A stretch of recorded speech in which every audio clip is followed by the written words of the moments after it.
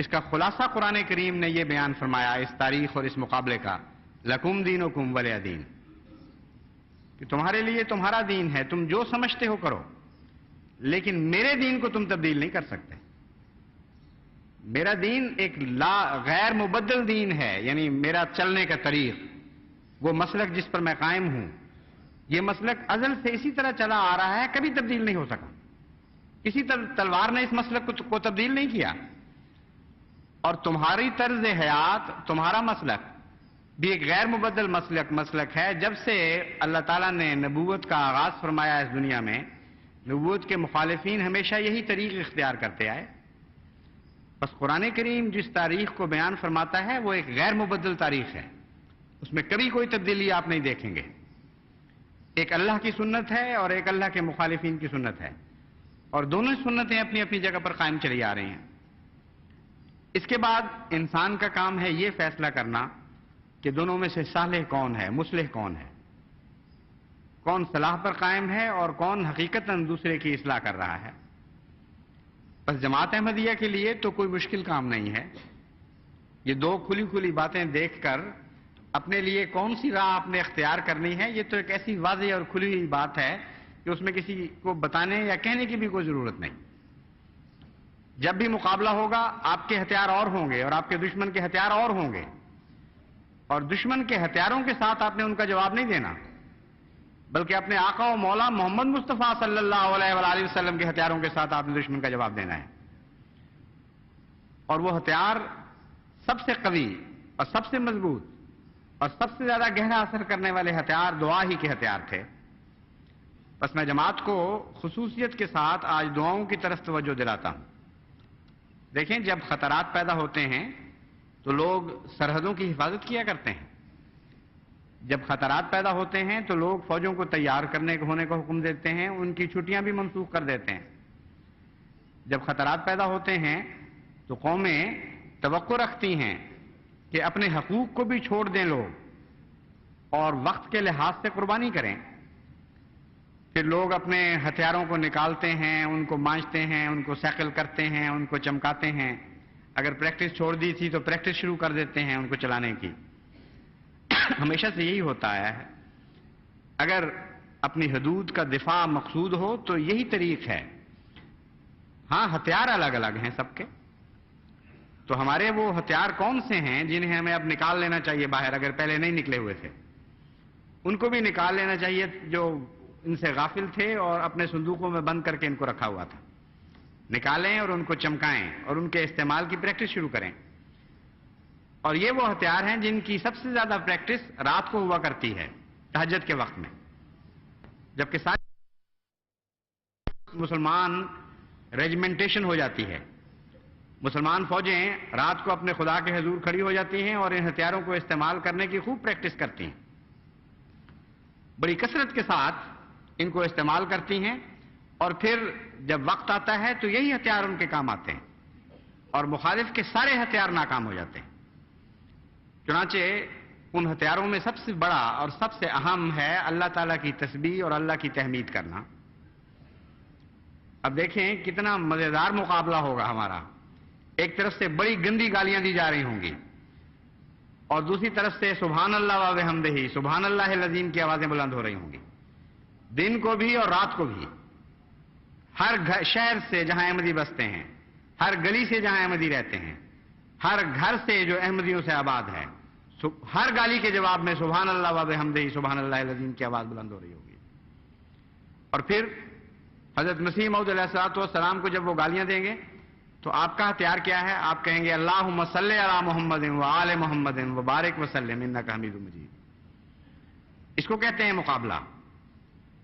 کتنا شاندار مقابلہ ہونے والا ہے، خوب آپ کو ایکسائٹ ہو جانا چاہیے اس مقابلے کے لیے، خوب اچھی طرح تیار ہو جانا چاہیے۔ بس ہر گالی کے جواب میں ایک درود بھیجیں آپ حضرت محمد مصطفیٰ صلی اللہ علیہ وآلہ وسلم اور آپ کی آل پر۔ اور اللہ بہتر جانتا ہے کہ آپ کی آل کا سب سے زیادہ مستحق کون سا وجود ہے، کون ہے جو آپ کی آل کہلانے کا سب سے زیادہ حقدار ہے۔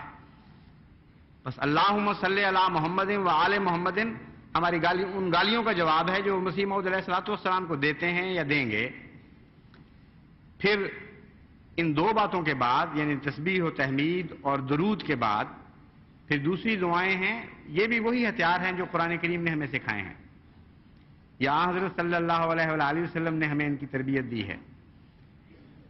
دوسری دعا جس کو خصوصیت سے کرنا چاہیے وہ یہ ہے یا حفیظ ہو یا عزیز ہو یا رفیق، کہ اے حفاظت کرنے والے، ہم پر حملہ ہو رہا ہے چاروں طرف سے اور تیرے نام پر حملہ ہو رہا ہے.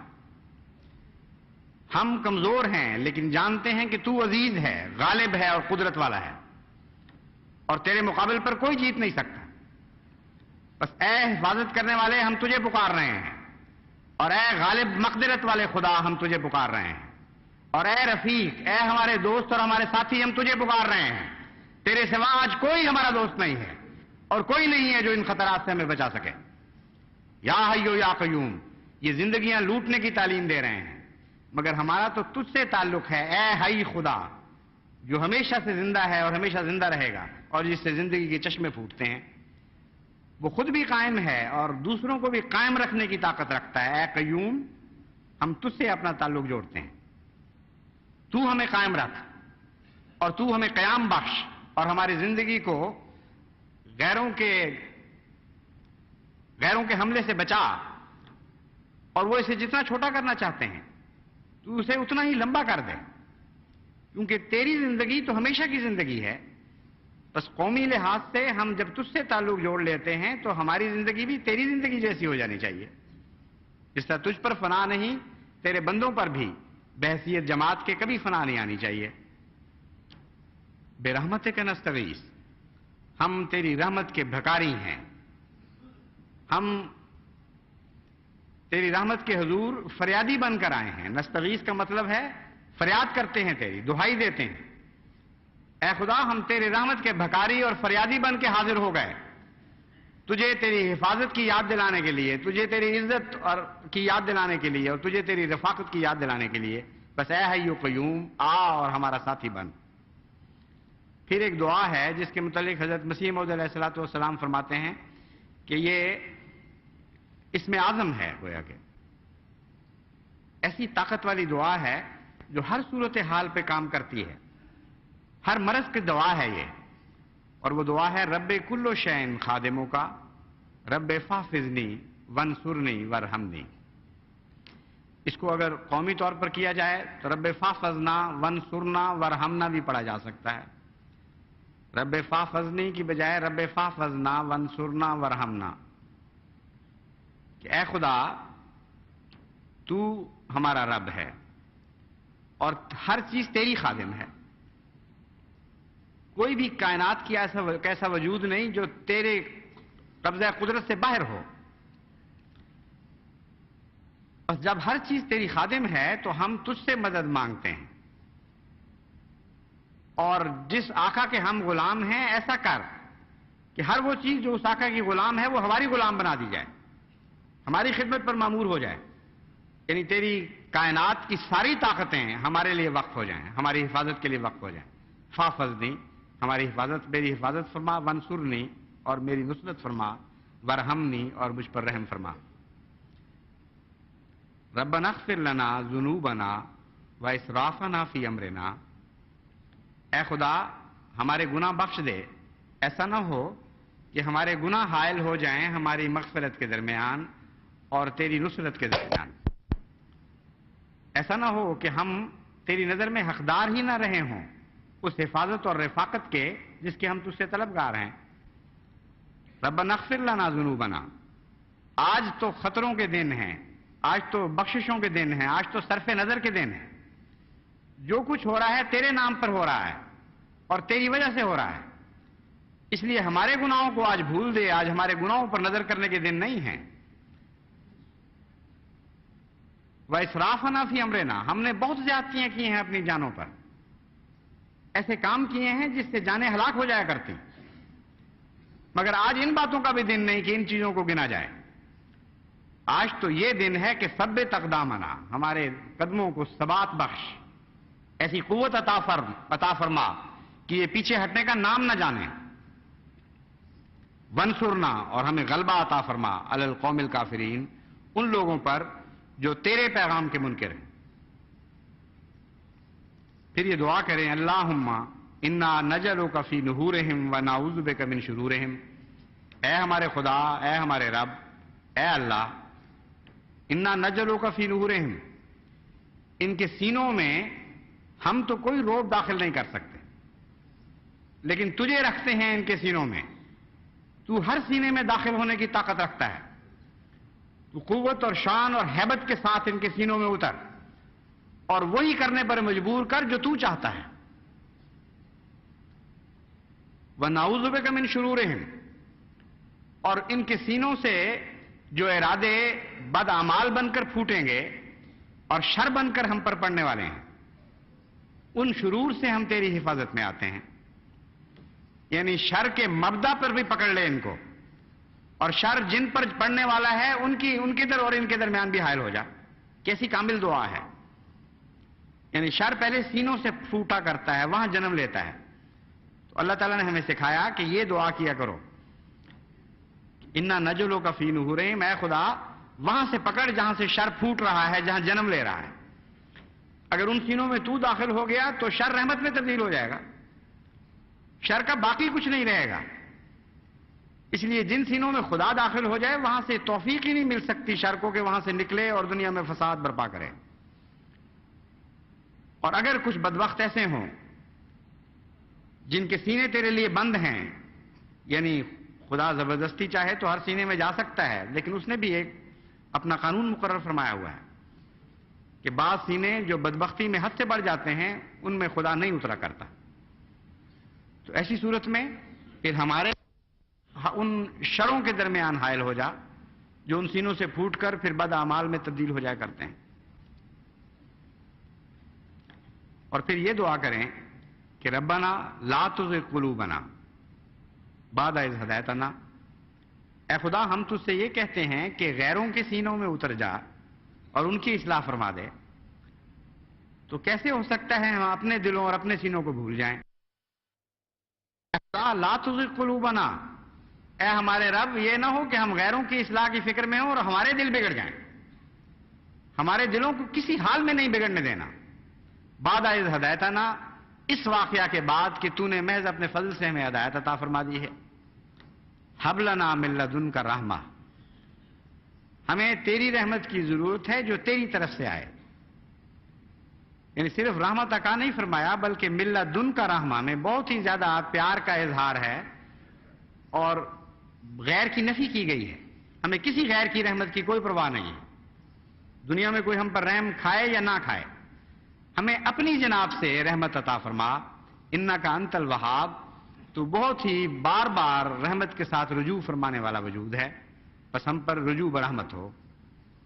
بس یہ وہ ہتھیار ہیں جو ہمارے ہتھیار ہیں. کچھ احمدی ایسے ہیں جو تنگی ہو یا آسائش ہو، دن ہو یا رات ہو، ہمیشہ مستعد رہتے ہیں. امن کی حالت میں بھی وہ راتوں کو اٹھتے ہیں اور دعائیں کرتے ہیں، اور ان کی عادت، ان کی فطرت ثانیہ بن چکی ہے. لیکن کچھ قوم کا حصہ ایسا بھی ہوا کرتا ہے، وہ اس وقت تک اپنے ہتھیاروں کو نکالتے اور صاف نہیں کرتے جب تک کہ خطرات سر پر منڈلانے نہ لگیں. بس آج ایسا وقت ہے جماعت پر کہ ہر مرد و زن، ہر بوڑھے اور بچے کو اپنے ہتھیاروں کو اٹھا لینا چاہیے اور صاف کرنا چاہیے اور چمکانا چاہیے. اور جیسا کہ وقت خدا نے ہمیں عطا فرمایا ہے 5 نمازوں کے علاوہ خصوصیت کے ساتھ، راتوں کو تہجد میں اٹھ کر ان ہتھیاروں کو استعمال کریں. اور میں آپ کو یقین دلاتا ہوں کہ کوئی دنیا کی طاقت نہیں ہے جو ان ہتھیاروں کا مقابلہ کر سکے. حضرت مسیح موعود علیہ الصلوۃ والسلام کے الفاظ پر میں اس خطبے کو ختم کرتا ہوں. سب سے پہلے تو آپ فرماتے ہیں کہ میرا مقصد کیا ہے، یعنی جماعت کو متوجہ کرتے ہیں کہ اس مقصد کو کبھی نہ بھلانا. وہ کام جس کے لیے خدا نے مجھے مامور فرمایا ہے وہ یہ ہے کہ خدا اور اس کی مخلوق کے رشتہ میں جو کدورت واقع ہو گئی ہے اسے دور کر اور اخلاص کے تعلق کو دوبارہ قائم کروں. خدا نے مجھے اس لیے بھیجا ہے کہ تا میں حلم اور خلق اور نرمی سے گمگشتہ لوگوں کو خدا اور اس کی پاک ہدایتوں کی طرف کھینچوں. اس ایک فقرے میں حضرت مسیح موعود علیہ الصلوۃ والسلام نے مقصد بھی بیان فرما دیا اور طریقہ کار بھی واضح کر دیا. فرمایا میرا مقصد تو یہ ہے کہ خدا اور اس کی پاک ہدایتوں کی طرف بنی نوع انسان کو کھینچوں، اور میرا طریقہ کار یہ ہے کہ حلم کے ساتھ، خلق کے ساتھ اور نرمی کے ساتھ یہ کام سر انجام دوں. لیکن آپ جانتے تھے کہ اس کے باوجود جیسا کہ ہمیشہ سے مقدر ہے، خلق اور حلم اور نرمی کا جواب سختی اور ظلم اور ستم کے ساتھ دیا جائے گا، اور نرمی سے اپنی طرف بلانے کی بجائے جبر کے ساتھ اپنی طرف بلایا جائے گا. ایسے موقع پر اللہ تعالیٰ نے آپ کو جو تسلی دی وہ آج بھی آپ کو میں تسلی دیتا ہوں، کیونکہ خدا کا یہ کلام غیر مبدل اور اٹل ہے، اور حضرت مسیح موعود علیہ الصلوۃ والسلام کی جماعت کے لیے ہمیشہ کے لیے خدا کا یہ کلام زندہ رہے گا اور قائم رہے گا، اور کوئی نہیں جو اس کو بدل سکے.